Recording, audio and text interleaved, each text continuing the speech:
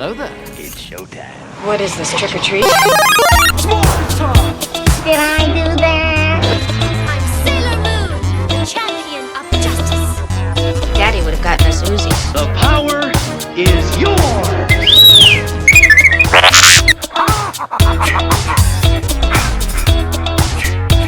My name is Grace Jones. Thundercats. Power of 3 will set us free. Power of 3 will set us free. Power of 3 will set us free. There's no more room in hell. The dead will walk here. I am Shira!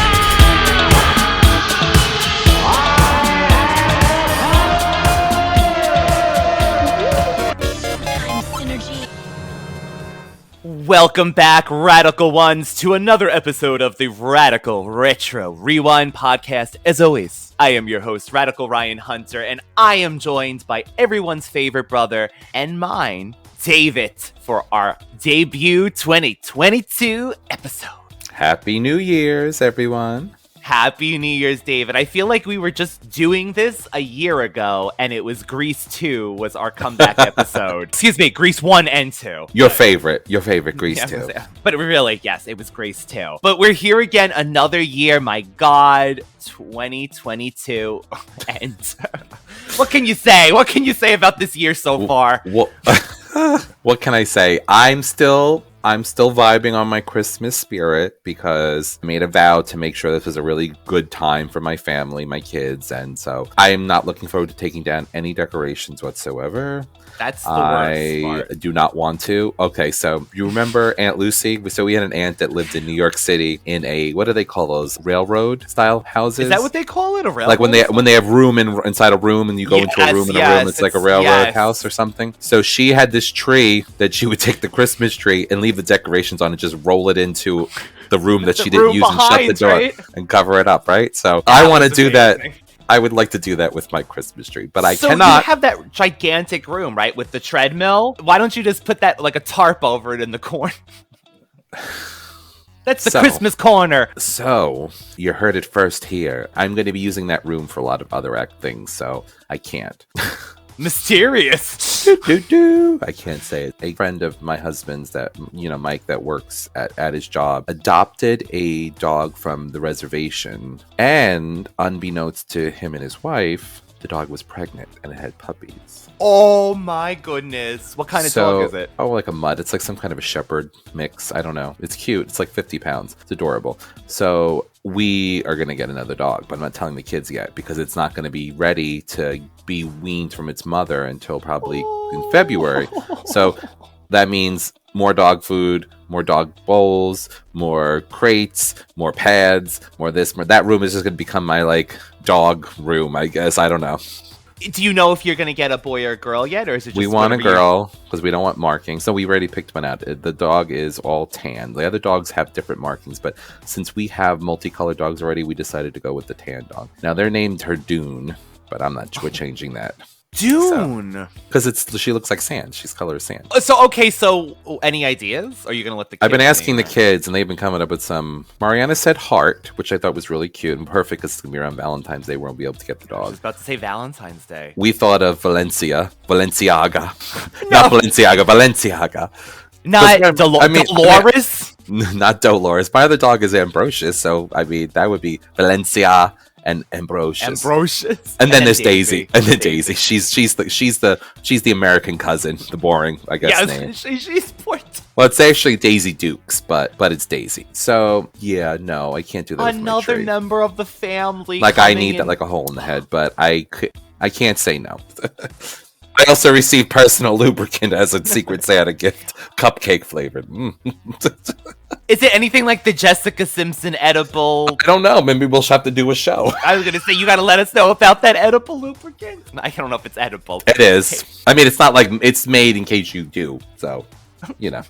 In case you just happen to be in the area.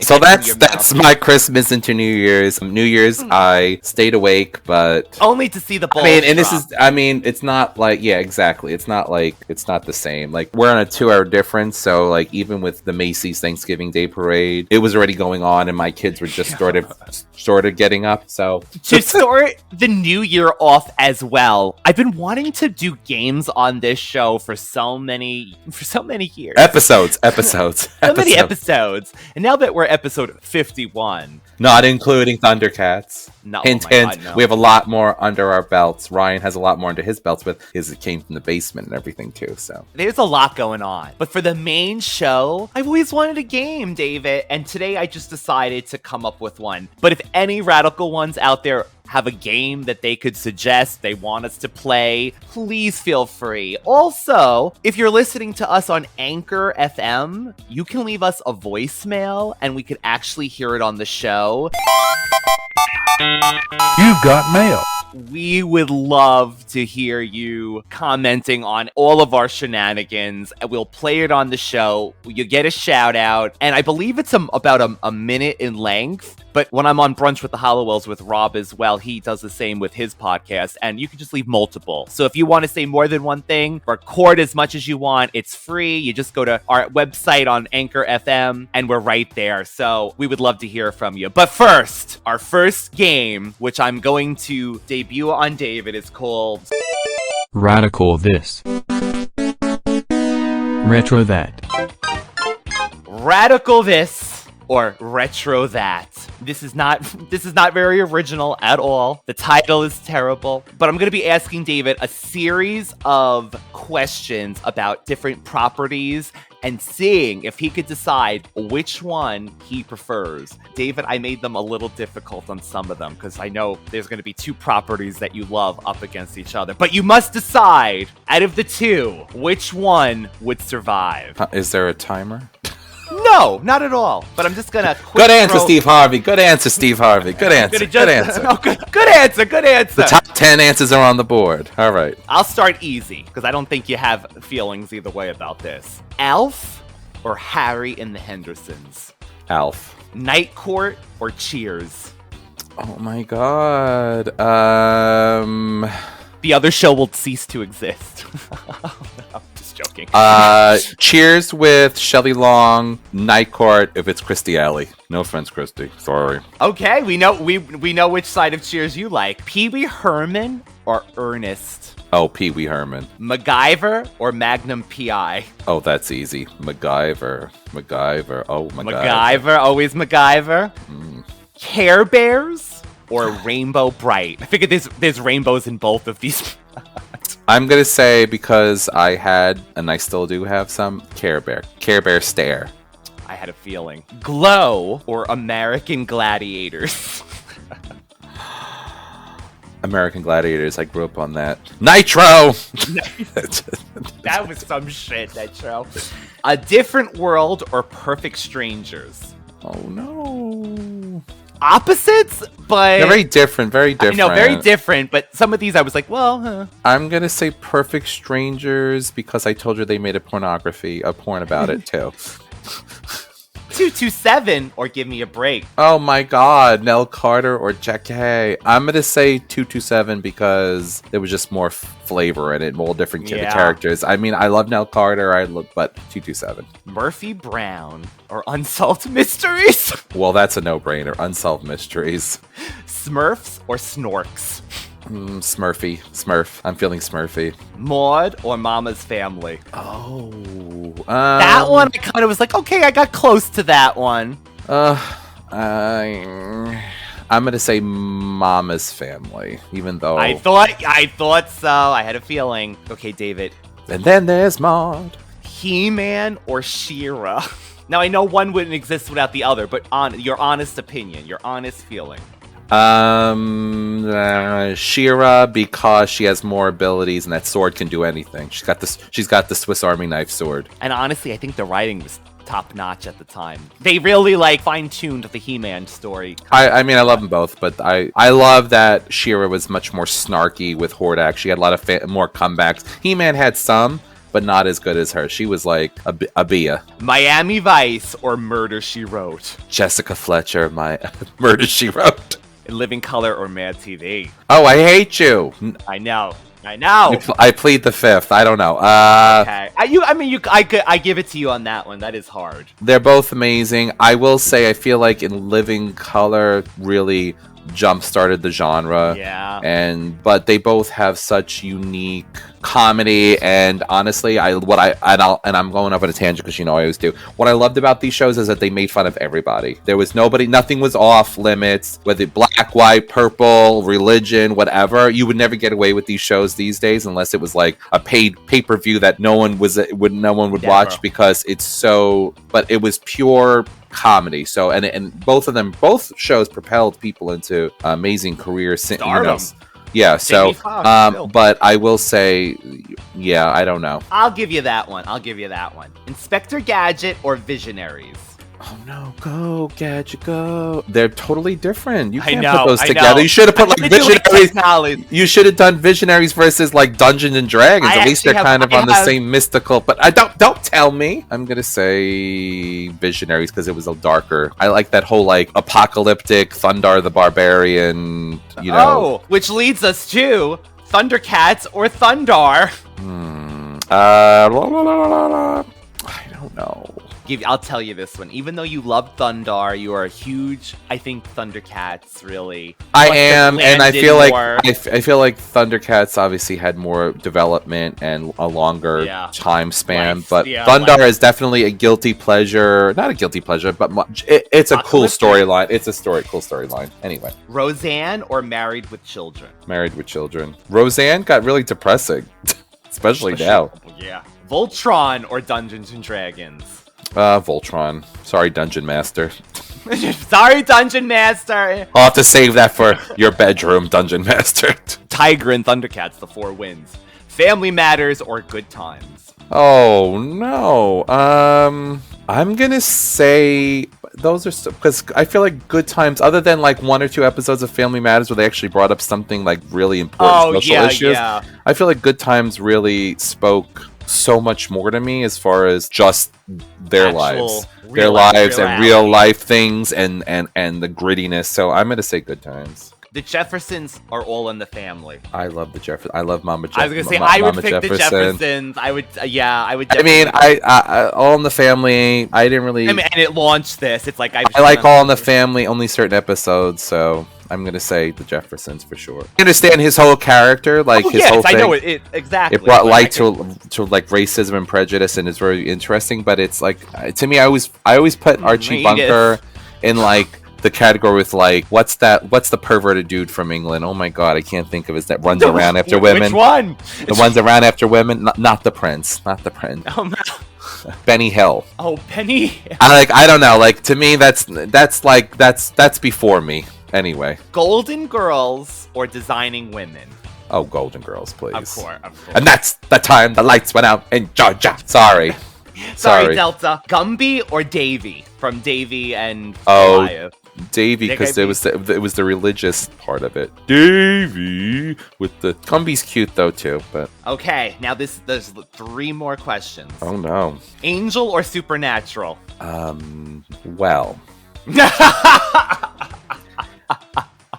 I'm gonna say that because I've already seen Little Boreanaz on the video that you sent me, streaming for $9.99, that I have to say I love the Winchesters, so I like me some Winchester boys. He's waiting for the Little Winchester videos as well. And if they don't, and I love the camaraderie of their cast. And I like Supernatural, I would say. I mean, I like them both, but Supernatural to me is more... Last 2. Charmed or Buffy? Honest answer.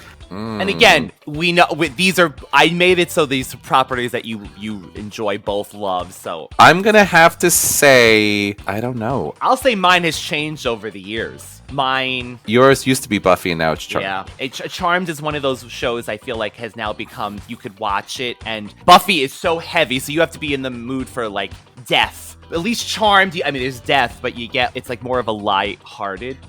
I can't make a decision on that, honestly. I have to say, currently, maybe I'm leaning a little more towards Charmed, only because, like you said, but honestly, I find myself... in death. I find myself always finding my way back to both of these series. Of course. Like, just randomly picking up my favorite episode, like friggin' Willow versus Glory, or like, you know, things like that. So I always find my way back to both of them, so they're hard. They're kind of on equal footing for me. I guess maybe Charmed a tiny bit more, because I'm also more involved in the backstory of the actual characters' lives. Like, yeah. Sarah Michelle Gellar, unless there's something going on with her life tragically, she's living a really good life. She's still married to the same man, Freddie Prinze Jr. Yeah, poor Shannon Doherty. Poor Shannon Doherty. The descent between Milano and Rose McGowan and this one, and Holly Marie Combs. I mean, and I love the fact that Alyssa Milano slept with pretty much everybody on that she was paired with.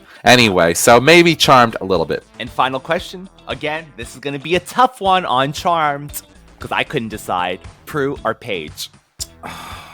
Both, again, equal characters, beautifully portrayed by two different actresses. Both brought something to a show. I'm going to say Paige, and the reason why I'm going to say Paige is she had more seasons.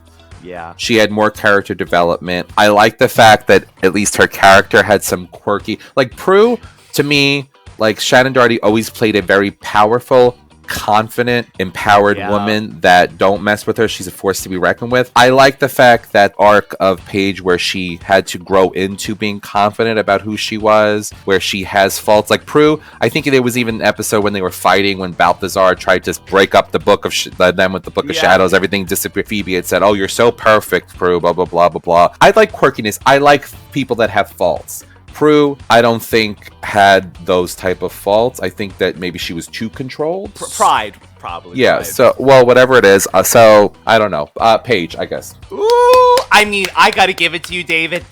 I made those a little tough, and you answered them beautifully and diplomatically. I'm a Libra. That's what we do.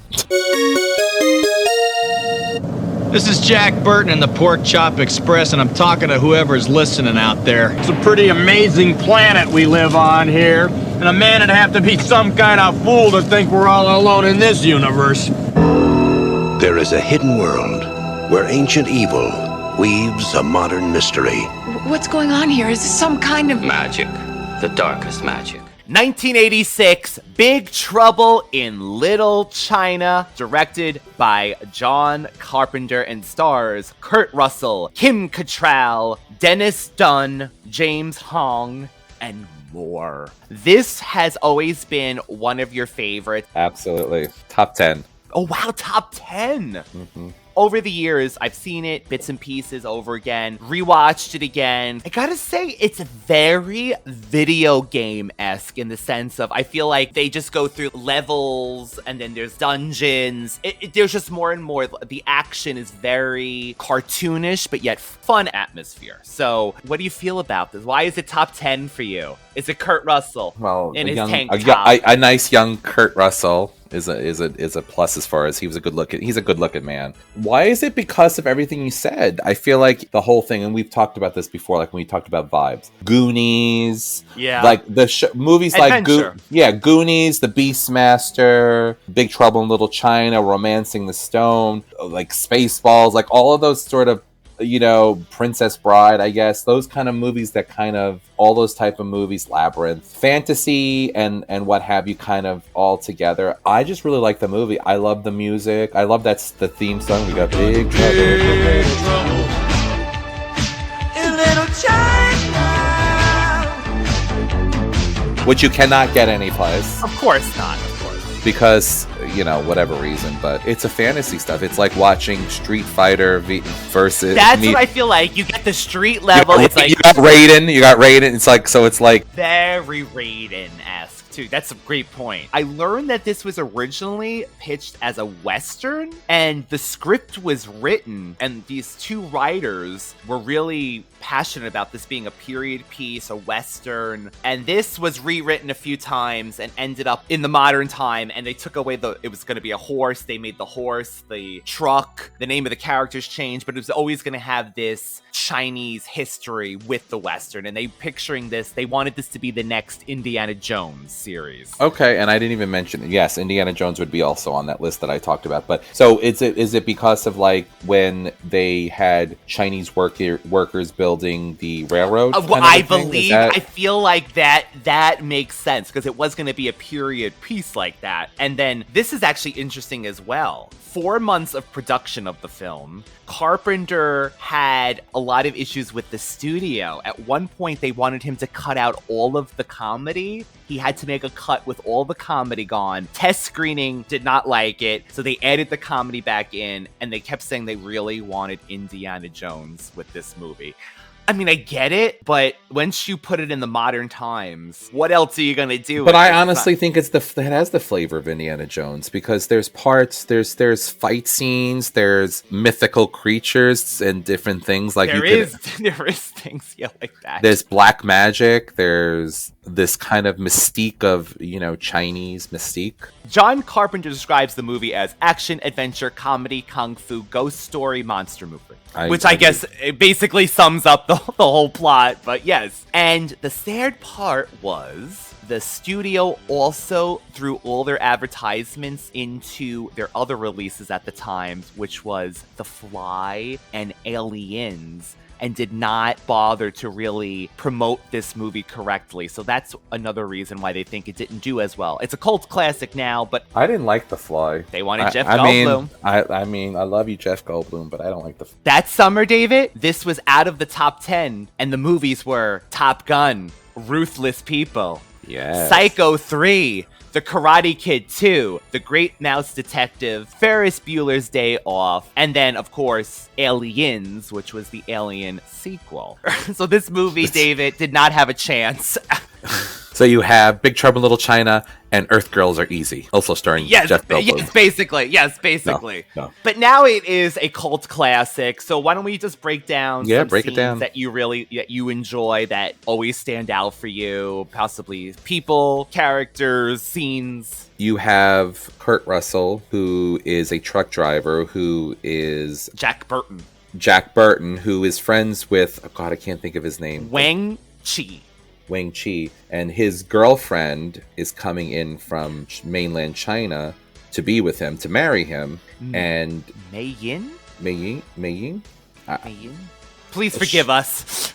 We can't even say our own names right, so this is a stretch. Hot lottie-dottie, not hobby-lobby, Anyway, so you also have Kim Cattrall in this, who's a reporter who is doing like undercover work about the human trafficking and trading of people, and in Chinatown. Guess, and also David Lopan, this unseen David Lopan who has money up the yin yang, owns blocks basically, and is never seen. The scene of this movie, like the start of this movie, I guess he's out. I just love it, honestly. I it's hard to describe to people who haven't seen the movie, So Mao Yin is captured by a gang who also the Lords of Death, who is affiliated with David Lopan, who takes her to his building. There's 2 Chinese female ladies that are coming off the plane, right? Yes. And Kim Cattrall is there for one. Yes. And Wang Chi is there for his fiancée, who, keep in mind, is a green-eyed,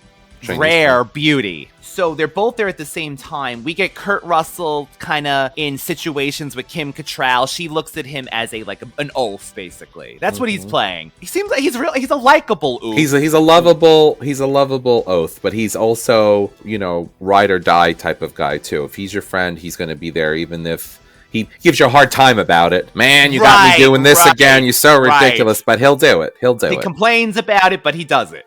Yeah. he gets involved at this funeral, right? So they're driving the truck at one point. Yeah. They're trying to find the fiance. They get to this funeral and this battle erupts. They shoot down this coffin. And then it's literally like, I'll go back to Vamp, when you go down an alley and then bam, you're transported into another world. And then this is when the three storms, not to be confused with, I don't know, the three lights in Sailor Moon. I don't even know. Not to be confused with the charmed ones, the power. The three storms. Thunder, rain, and lightning. Warriors with weather-themed powers appear. Then we get to see Lo Pan, David, and he is horrifying. He's in a traditional, I would say, Chinese garb, long nails, and he's kind of like a demon, ghost slash spirit. And he shoots like this light out of his eyes and face and blinds with that scream. And he also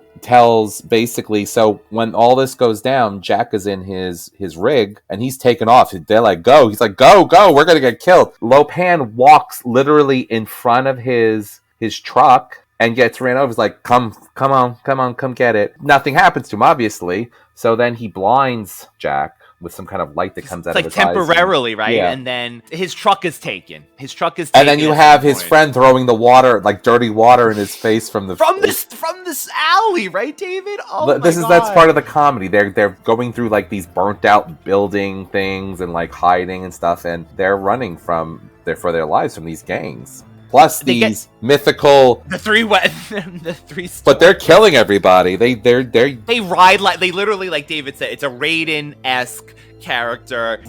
They come down on thunder and lightning, which I think is really cool that they ride the weather. They get to a restaurant, right? And we learn more. Kim Cattrall is evidently part of this whole, she knows what's going on in the streets. There's also a fellow reporter. She's kind of like a more, would you call her mousy? She's kind of like if you saw the original Wonder Woman, like when the first she's like the blonde-headed lady that's like Diana, like kooky and like her name, I know that character's name too. It's Lindy Lou. Not Lindy, but it's like the sidekick character. Yeah. She's the Ethel to Lucy. Yes, right, exactly. A little bit heavier set, not as whatever, but they give Kim Cattrall supposed to be the beauty. Mm-hmm. The group at the restaurant infiltrate a brothel after this, David, and this because is one of my favorite they believe scenes. that she's being, because the word on the street is that she's being held. Green eyes. Mei Yin is being held at this place. So by the three storms. Jack goes undercover. I honestly, he did a good job. I think he looked adorable in the glasses. I was feeling the whole. He went in and look. He went in to try to like see if he wanted to get a girl, and he asked for a girl with green eyes. And the Chinese woman there says, whose last name is O'Toole, which is totally an Irish name. She's like, Miss O'Toole will take care of it. She's like, Chinese girls do not come with green eyes. Cash or charge? Oh gosh, cash, I guess. I mean, it's not deductible, is it? Mrs. O'Toole will take care of your needs.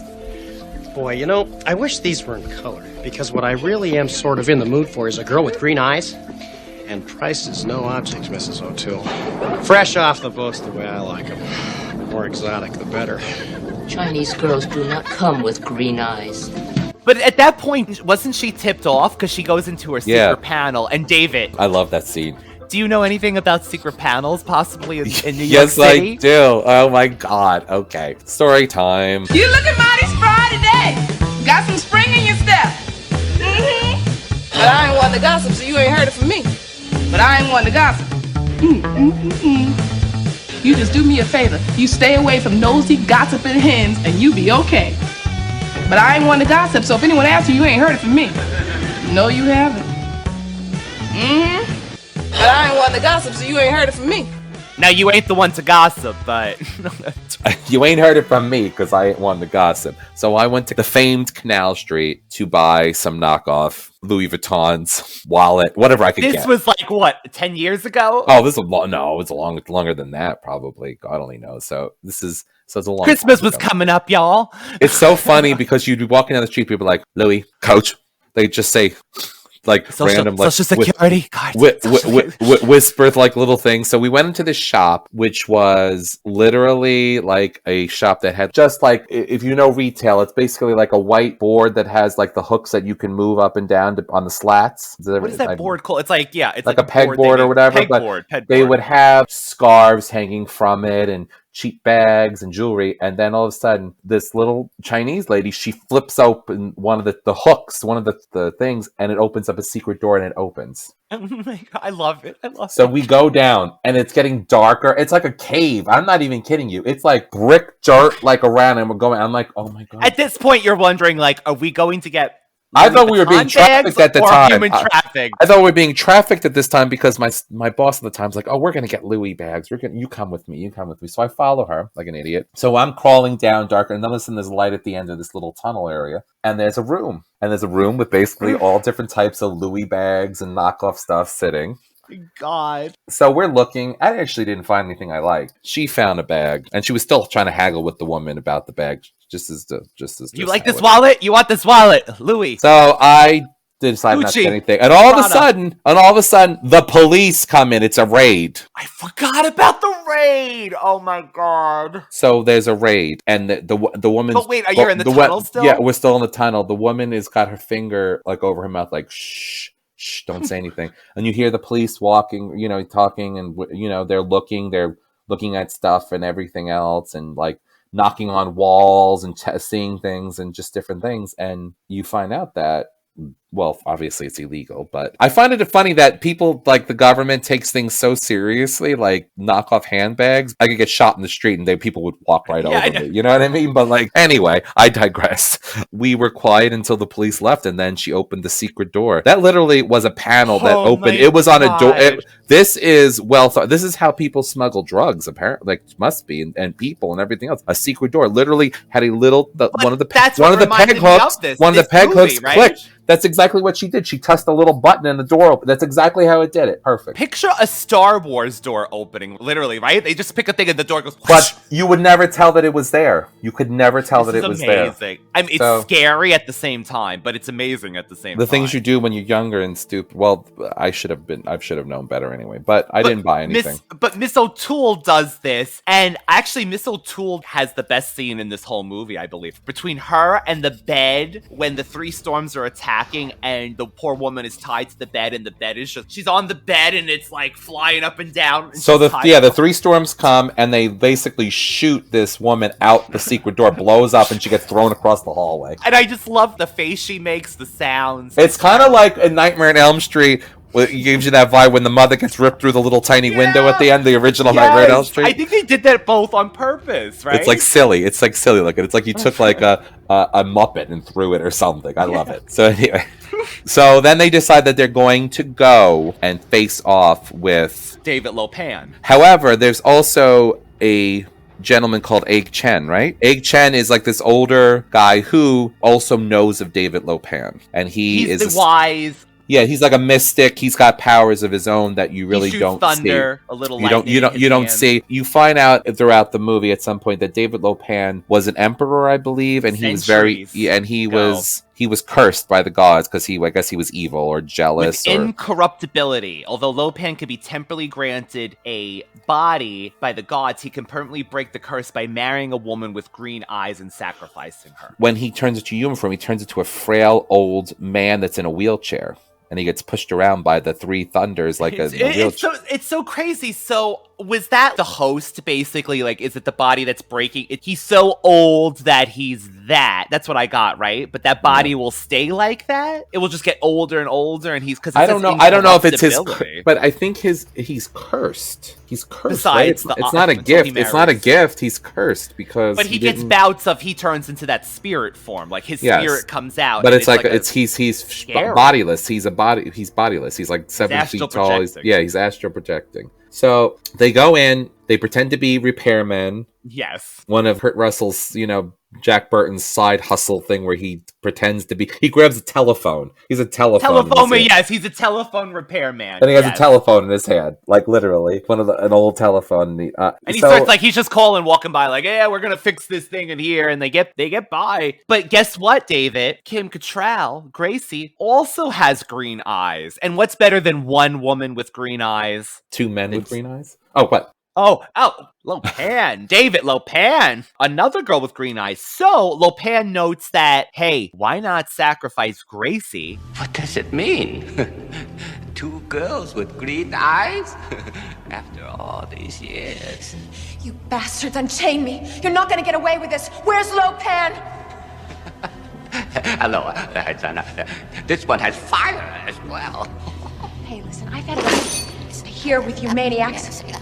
I want to see that disgusting flesh peddler David Lopan in person. Cowards afraid to see an unarmed girl one-on-one, huh? Where is he?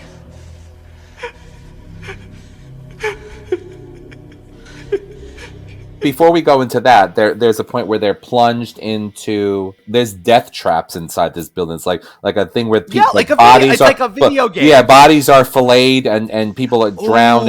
And the underwater thing with the bodies, the rotting bodies. Yeah. They also find at some point, and it's out of sequence, but they also find these women that are being trafficked. There's a lot of karate. There's a lot of fighting. 3 storms obviously have these powers. So you find at some point that they are fighting, they rescue girls, they rescue everybody, and they have to go into like the sewer to escape. Yeah. Yes. I'm missing parts of this, but But there's also a orangutan like wild man that recaptures Gracie before they It looks like a cousin of Itchy, the Ewok. I mean, not the Ewok. Oh my Itchy God, the Wookiee. From our Star Wars. Mala. So he grabs it, and then it's so funny because Lopan at some point is in the wheelchair, like as his, and he tries to touch her, and she like trying to bite his fingers, like, oh, this one's feisty, she's got fire in her. Now tell me that wouldn't be a David move. Oh, bite him if I had to? Yeah, I'd bite his ass if I had to. You would bite fingers, toes, ears. Everything's a weapon, including your own teeth. They go through a ritual where they just see if they can both are capable of being sacrificed or whatever. Too. Remember the potion? Egg pours the group a potent potion. Yes. So basically, they both are found to be suitable. Mao Yin and Gracie Law are both suitable to become the married to the evil David Lopan, and he can become flesh. So basically, there's a battle to get them. Chen basically gives them a potion that he has that's supposed to give them, I guess, more invincibility or gives them the testosterone, heighten their abilities, and they go to rescue the girls.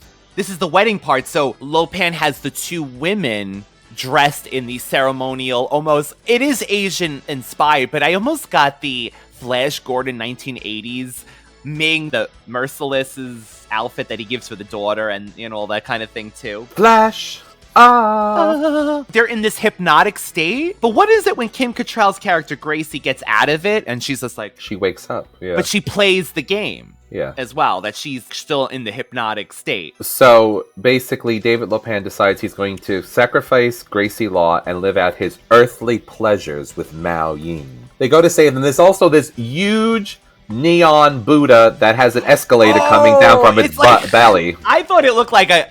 Oh, is it a Buddha? Castle Grayskull, Neon Castle Grayskull Arena. Yeah, it's super fantastical, and I love it. That's also probably the colors, yes. The colors, Duke, the colors! I'm colorblind, kid. The fact that this is huge, was this built a set, or is this in some place that's out of an escalator? It was fantastic. It's just that scene is so cool with the neon and it's like that weird 80s. Only this could happen in the 80s where you get a skull mouth, but it's an escalator surrounded by neon lights. Yeah, it's amazing. It outlines the whole thing, too. It's really cool. Super cool. So anyway, they all come in, they fight. There's a big battle. Oh my God, we missed the scene where they were in the wheelchairs and they roll down this little... Oh, and Kurt Russell's in this wheelchair that's gonna go into that sea pit, right? Yeah, or that pit with the spikes and stuff and whatever, yeah. It's a fantasy movie. It's a fun movie. And I love the comedy, and like he always plays with Gracie Law. Like he kisses her, and I'm just glad to be alive or something, and like the end too, right? Because the character at the end, Jack, the friend reporter's like,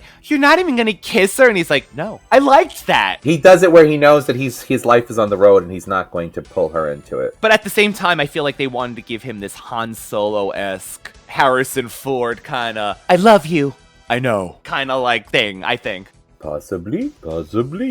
Chewie, I love you. So you have all the battles, you have the different characters fighting, you have the final battle between David Lo Pan and Egg Chen, right? Is his name Egg Chen, right? I think it's Wang. Yeah, I think so. Wang Chen. Kills Rain in a sword duel while Jack and Gracie chase Lo Pan. Wang joins them and Jack kills Lo Pan with a knife throw. Thunder, who had been dispatched with Wang, reappears, enraged at finding Lo Pan dead, swells up and explodes. Okay, so that's another one of those scenes that almost random but just adds to the craziness of this movie. He literally puffs up. Yeah. And he explodes like a garbage pail child. Kid. So you find that through the ceremony, he's stabbing the girls to get their blood out. He turns human. He finally he's corporeal now. He's corporeal. Yes. So he goes in and they're chasing him, and Jack has a knife on him. He throws it at David Lo Pan, and he catches it. And he's like, "Say goodbye, Mr. Burton. This is a nice knife." And he throws it back to hit Jack, but Jack has really great reflexes. Jack actually has good reflexes before he took the super go-go juice or whatever, and throws it and actually nails him right in the head and kills him. Just like that. Is it anticlimactic to you, or are you okay with it? I just love it. I just love the fantasy of it. To me, it's a comedy. It's also a love story because he really loves Mao Yin. Yes. And he will go, he said he will face anything to get her, including he slept on a year. He slept on the floor for a year to save up enough money to have her come. I mean, he will literally go face anybody and end up dying just to try to get to her. So to me, that's a love story. A young Kurt Russell he's a good-looking guy. I love his character. He's likable. He's not like too much of a jerk. He's likable. No, that's right. He's just enough that you get to sense that okay, he's out on the road. Maybe he's a little rough on the edges. You have John Carpenter's take on things, which is very unique considering what I always think of John Carpenter as horror, pretty much to me in my mind. You have the fantasy of it. I really love the movie. I really do. I wish I was more coherent about the way I'm talking about it, but if you've seen the movie, I think the movie is this wild. It's hard to describe it. But there is a sequence of what they're doing, you know, and there's a lot of fight scenes and fun scenes, and there's always this piece of comedy to it. Jack Burton is laughing, even though he's facing death. He's facing death. He's still going to laugh about it. So what do you think was the comedy-esque cut of this movie? I don't even know how that would work. I don't get it. They would not be that tit for tat. There would be no tit for tat between Jack Burton and Gracie Law, that Kim Cattrall, Kurt Russell tit for tat. They wouldn't be. It'd be like, that the new what's the name of it? That new Sex in the City. And just like that. When they cut Kim Cattrall out just like that. That's what he did. He's like, just like that. It'd be just like that. They would cut that banter back and forth between Kim Cattrall and Kurt Russell, just like that. And just like that, all of Kim's scenes. But you ain't heard that from me, because I ain't one to gossip. She ain't doing the show because she's got a battle with Sarah Jessica Parker. They were, It feels like they got a typical Alyssa Milano on their hands. And it is true. She just let Big die. I don't even watch that show, just honestly. Guy does. And literally, I was like, CPR? Call the police? He's still alive enough to move his arm and look at you. No, she's selfish. She's a selfish character. No, she's like, how much money am I getting in this? Oh, Peloton? Oh. Wouldn't it have been better if she just found him dead? So here's my question, David. Do you like the open-endingness of the wild man still being at the end when Jack is driving away? Yes. Do you like that they didn't end up together like we were saying? Kim Cattrall, like, it's not cheesy, oh, well, yes. They just have to end up with each other because... I loved it. Are you surprised there was no sequel? Although it didn't do well, but it is a cult classic now, but... I am surprised they haven't tried to remake it. Even though that's I don't think they. I like the end with the creature because that leaves it open to fight another day. I mean, it's very interesting. It's actually that's the horror aspect of it too, where like the werewolf is hanging on the back of the car. You know, it's going to kill. You think it's all over and done with. The zombie is there, even though you think it's over and done with. The creepy tall man comes in. You know, whatever. So yeah, I just Googled this while you were speaking, David. Was I that interesting? Little China 2 is still possible, to see if there was actually a possibility. Well, Kim Cattrall's not working right now. I guess she could do it. It says, it appears The Rock, Dwayne Johnson, and his producing partner are still planning to make a sequel to Big Trouble in Little China. It tells you the plot then. It says, over 30 years after its release, Big Trouble in Little China remains a cult classic and is adored for its wacky storyline. So, in an interview with Collider, it says, although there are some rights issues, which seems to... Oh,